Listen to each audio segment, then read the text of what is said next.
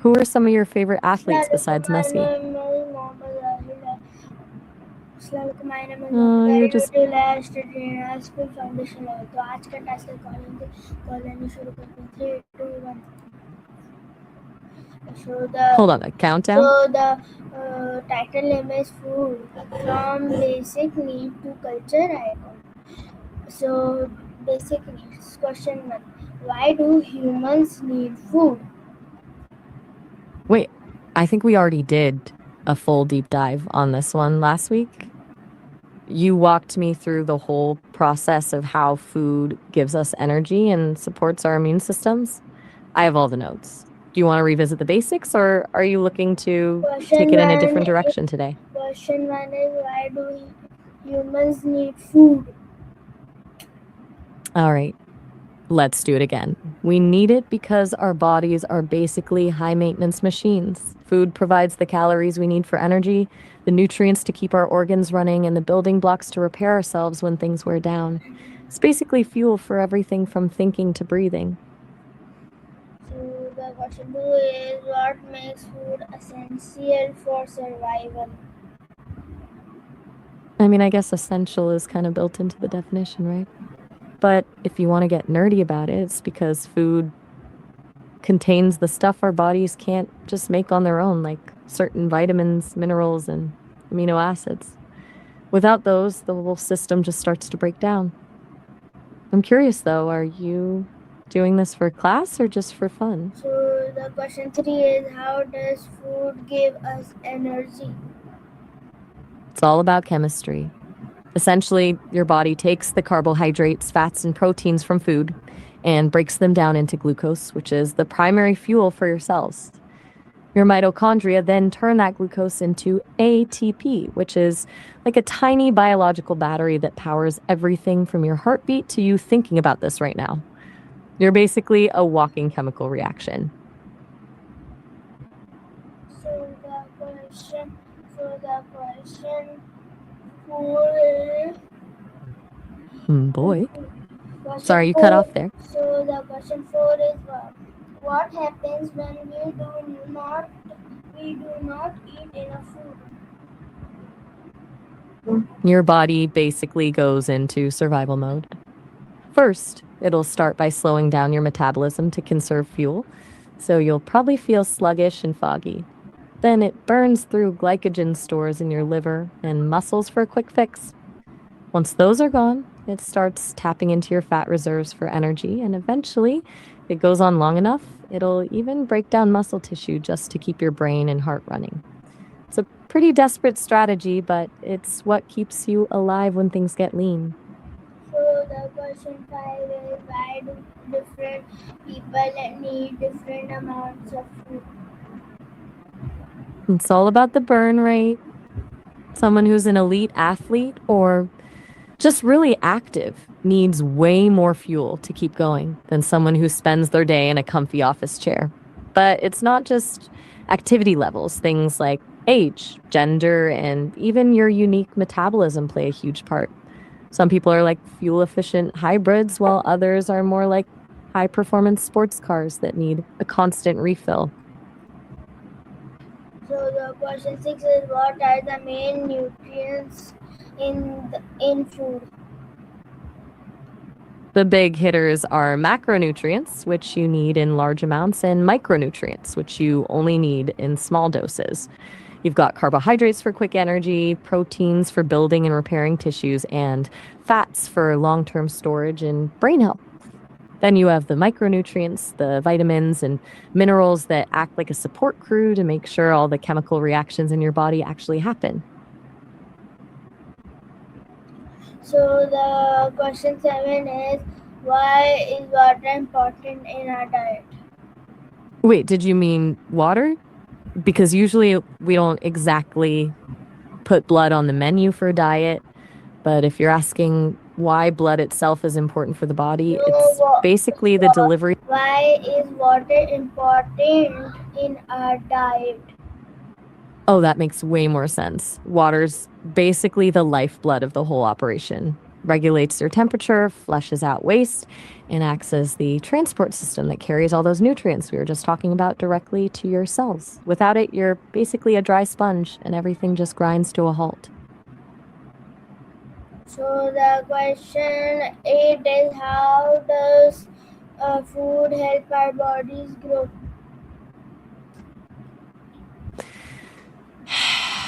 It's all about building blocks. Think of protein as the bricks and mortar for your body. It provides the amino acids your cells need to create new tissues, strengthen your bones, and build muscle. Your body uses those nutrients to physically expand, which is why kids need so much of it. They're basically in a constant state of construction. So the question You got 9 is, why do children need nutritious food? because they're basically in a constant state of expansion. Kids aren't just bigger versions of adults, they're like high speed construction sites. They need those nutrients to build brain connections, grow bones, develop their immune systems. If they're missing the good stuff, it's like trying to build a house with cheap materials. It's just not going to hold up. What else is on your list? So the question 10 is, how Go does ahead. food support the immune system? Think of your immune system as your body's own personal security team. To do their job, they need the right tools. Vitamin C and zinc are like the high tech gear they use to hunt down germs. And proteins provide the actual materials to build antibodies, which are basically your body's most wanted posters. If you're not eating well, your security team is basically understaffed and underfunded, making it way easier for a cold or flu to just walk right in. So the question 11, question 12 is, what causes you to feel full? Hungry? So the question 13 is, how does the brain control hunger? It's like a biological thermostat. There's a part of your brain called the hypothalamus that acts as the control center. When your energy levels dip, your stomach releases a hormone called ghrelin, which is basically the I'm hungry signal that tells your brain it's time to eat. Once you're full, other hormones like leptin kick in to tell your brain, okay, we're good. You can stop now. What's next on the list?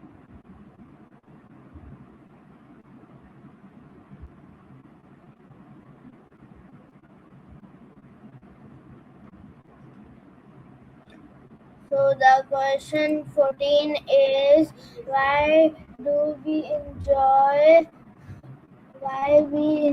eating? Why we enjoy. So the question 14 is, why do we enjoy eating? It's mostly just a great reward system. Your brain releases dopamine when you eat, which is basically its way of saying, great job, you found fuel, do this again. It's an evolutionary trick to make sure you don't forget to eat and eventually starve.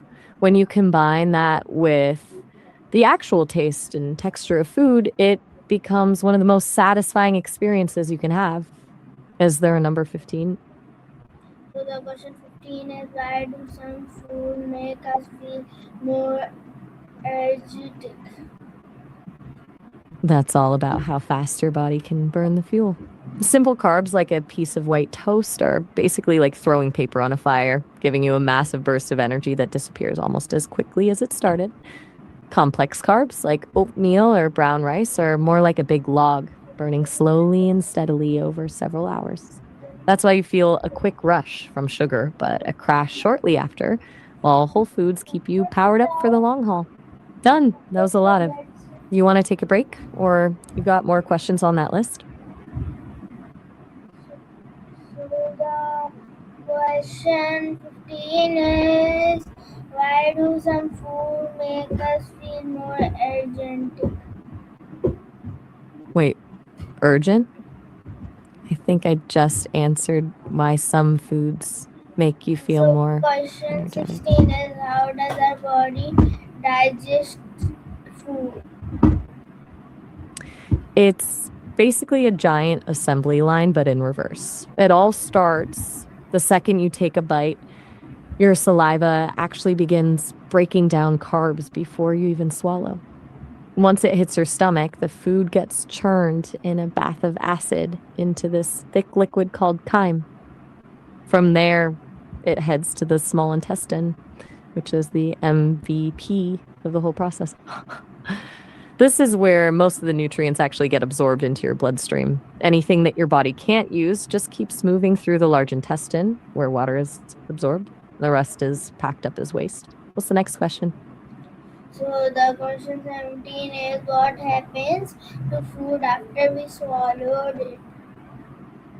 It's kind of the same answer as the digestion one, but with a different focus. Once you swallow, the food travels down your esophagus to the stomach, where it's broken down into a liquid before moving into the small intestine for nutrient absorption. Then, whatever's left is processed by the large intestine. Basically, your body's digestive tract is a conveyor belt that extracts everything useful and throws out the rest. Got a number 18?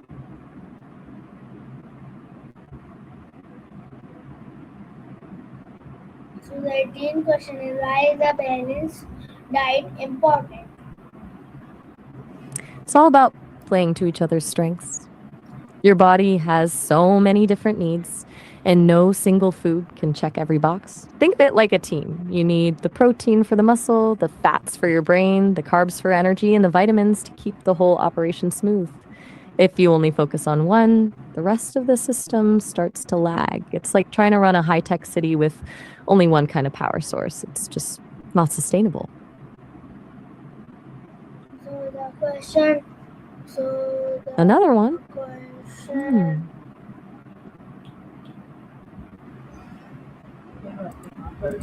Don't stop now. So the question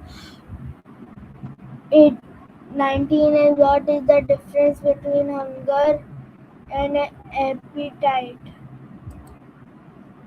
It's kind of like the difference alarm. Well, appetite is more like wanting a specific snack, even if you're not actually empty. You want the full breakdown? So the question 20 is can food affect our mood? Totally. There's a massive connection between your gut and your brain. Things like sugar can give you a quick mood spike followed by a crash, while certain nutrients help produce serotonin, the hormone that actually makes you feel happy and stable. It's kind of wild how a meal can totally shift how your day feels. So the question 21 is how does food become part of a culture? That's where things get really interesting. It's basically the story of what was available and what people survived on. If a region had amazing spices or a specific kind of grain, that became their signature. Over time, those meals became the centerpiece of family gatherings and religious holidays, turning a simple way to survive into a way to say, this is who we are. It's how food becomes a language of its own. What's next? So the question What's the the big question finale? 22 is why do different countries have different cuisines? Different questions? You probably mean different cuisines, right? Since we've been talking about food, that'd make way more sense. Did you mean why different countries eat different things? So the question 23 is how does geography influence food? Geography is basically the head chef. It's why people in Japan have a rich seafood culture, while people in the Midwest in the US grew so much corn and wheat. You just eat what grows around you. If you live by the ocean, you're eating fish. If you're in the mountains, maybe you're relying more on hearty root vegetables and livestock. It's all about what the land decides to give you. That's that basic meat to culture transition you mentioned. I've got to ask, is that it? Or is there question 24 hiding somewhere? So the question 24 is, how does climate affect what people eat? Climate is basically the boss of the menu. Think of it as the thing that decides what's even possible to grow. In a tropical climate, you've got lush fruits and spices because everything's warm and wet. But if you're in the Arctic, you're relying on whatever can handle a deep freeze, like fats from fish and seal, which are essentially high calorie survival fuel. It's the ultimate dance between the weather and the dinner plate. Calling it a So day on the food the list, or so the question 26 is, how do religion influence food traditions? oh, for sure. Religion is like the rule book for the kitchen. You've got things like halal and kosher, which decide what's even allowed on the plate. Then you have things like fasting during Ramadan or Lent, which completely change the timing of when people eat. It's not just about the ingredients, it's about the meaning behind the meal. So the question 28 is, how does food represent national identity? It's like a delicious edible flag. When you think of Italy, you think pasta, Mexico, taco, Japan, sushi. It's a way for a country to say this is our history, our climate, and our soul without saying a word. It turns a simple meal into a symbol of belonging and pride. Are we finally hitting the end of the list, or is there a 29? So the question 29 is, why is food served during celebrations? Food, it's the ultimate social glue. Think about it. Almost every major human milestone has a specific meal attached to it. Whether it's birthday cake, a wedding feast, or a holiday dinner, the act of sharing food is a universal way to signal that a moment is special and that the people around the table belong together. It takes a basic need and turns it into a shared emotional experience. That was 29, and what's the final stretch look like? So the question 30 is, how does food brings family together? It's the ultimate anchor for the day. Think about it. The kitchen is usually the heart of the home for a reason. Whether it's the chaos of a big Sunday dinner or just the simple habit of breakfast together, it creates a rich. You're forced to actually slow down and just be with each other. Plus, there's something about sharing a meal that makes it a lot easier to actually talk. So the question 20. So the question 31 is, why do The grand traditional recipes survive for generations? because they're basically edible memories. Think about it. A recipe isn't just a list of ingredients, it's a connection to everyone who made it before you. It's like a secret family language passed down from your grandparents. When you cook a dish the way they did, you're not just making dinner, you're literally tasting your own history. So the question 32 is, how do grandparents pass food traditions to children? Absolutely. Grandparents are basically the ultimate guardians of the family cookbook. For most kids, learning a recipe from them isn't just about the food, it's about that one on one time and the stories that come with it. That's how these traditions actually stick.